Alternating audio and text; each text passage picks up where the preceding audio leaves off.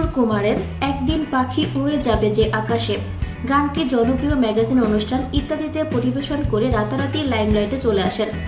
এরপর আকবর খ্যাতি যশে অনেক তারকা সঙ্গীত শিল্পীকে পেছনে ফেলে দেন। ইত্যাদিতে গানের প্রচারের পর একদিন পাখি উড়ে শিরোনামে অ্যালবাম প্রকাশ করে 6 লাখ টাকা পান সঙ্গীতার কাছ থেকে। এরপরই তোমার হাত পাকার বাতাসে প্রাণ জড়িয়ে আসে, কিছু সময় আরও তুমি থাকো আমার পাশে। এই গানের অ্যালবামের জন্য অডিও প্রযোজনা প্রতিষ্ঠান সঙ্গীতা 7 লাখ টাকা দেয়। টাইম ভ্যালু অফ মানি অনুযায়ী সেই টাকার মূল্যমান অনেক। বদলে যেতে থাকে আকবরের জীবনধারা। যুক্তরাষ্ট্রে 3 মাস কনসার্ট করে নিজের জীবনযাত্রাকে আরও সমৃদ্ধ করতে সক্ষম হন। দেশে ফিরেও বিভিন্ন স্থানে কনসার্ট করতে লাগলেন, কিন্তু সুখের মাঝে হয়তো চির ধরে এটাই স্বাভাবিক। আকবরের জীবনেও নেমে এলো অন্ধকার অধ্যায়। মা মারা গেলেন 2008 সালের 24শে অক্টোবর। মুষড়ে পড়েন মা ভক্ত আকবর। মিডিয়া থেকে হারিয়ে যাওয়ার কারণ হিসাবে মায়ের মৃত্যুকেই কালের কণ্ঠের সাথে আলাপকালে সামনে আনলেন। আকবর বলেন, মা মারা যাওয়ার পর আমি আপসেট হয়ে পড়ি, কেননা আমার মায়ের মৃত্যু আমাকে ভেতর থেকে ভেঙে ফেলে। গান থেকে দূরে সরে যাই। আবার কিভাবে গানে ফেরা?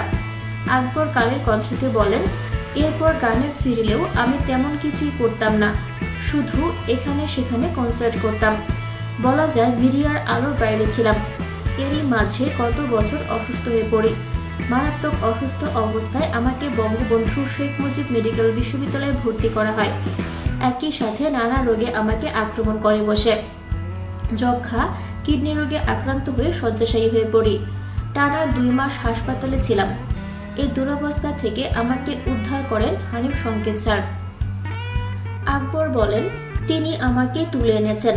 তিনি এই দুর্দিনেও পাশে দাঁড়ালেন। এরপর আমি সুস্থ হলে আমাকে ইত্যাদিতে ফের গান গাওয়ার সুযোগ দেন। বলা যায় এই গানটাই আমাকে নতুন জীবন দিয়েছে। আমি ফের মূল ধারায় ফিরে এসেছি। অনেকগুলো কাজ রয়েছে আমার হাতে। কিছুদিনের মধ্যে আমেরিকা ট্যুর রয়েছে। এছাড়াও সঙ্গীতার ব্যানারে আমার অ্যালবামের কাজ চলছে, খুব শিগগির বাজারে আসবে। পূর্ণিমাকে বিয়ে করতে চেয়েছেন এমন প্রশ্ন তো বাতাসে ঘুরে বেড়ায়। আকবর বলেন, ভাই এটা একটা গুজব। আমি তার সাথে কাজ করার সুযোগ পেয়েছি, সেটাই তো অনেক বড় আমার জন্য। ধরতে গেলে আমি একজন টোকাই, আর এই টোকাই থেকে হানিফ সংকেত স্যার আমাকে তুলে এনেছেন। আমি কিভাবে তার মর্যাদাহানি করব বলেন? আর আমাকে সবাই চেনে ইত্যাদির আকবর হিসাবে। শুধু আকবর বললে কেউ চেনে না। আমি ইত্যাদির আকবর হয়েই থাকতে চাই। আকবরের জন্ম খুলনা জেলার পাইকগাছায়, বেড়ে ওঠেন যশোরে। এক সময় যশোর শহরের অলিগলিতে রিক্সা চালাতেন আকবর। সেখানে টুকটাক গান করতেন, সে কারণে স্টেজ শো হলে ডাক পেতেন। 2003 সালে যশোর MM কলেজের একটি অনুষ্ঠানে গান গেয়েছিলেন আকবর। সেই অনুষ্ঠানে বাগেরহাটের এক ভদ্রলোক আকবরের গান শুনে মুগ্ধ হয়েছিলেন। তারপর তিনি জনপ্রিয় ম্যাগাজিন অনুষ্ঠান ইত্যাদিতে চিঠি লেখেন আকবরকে নিয়ে।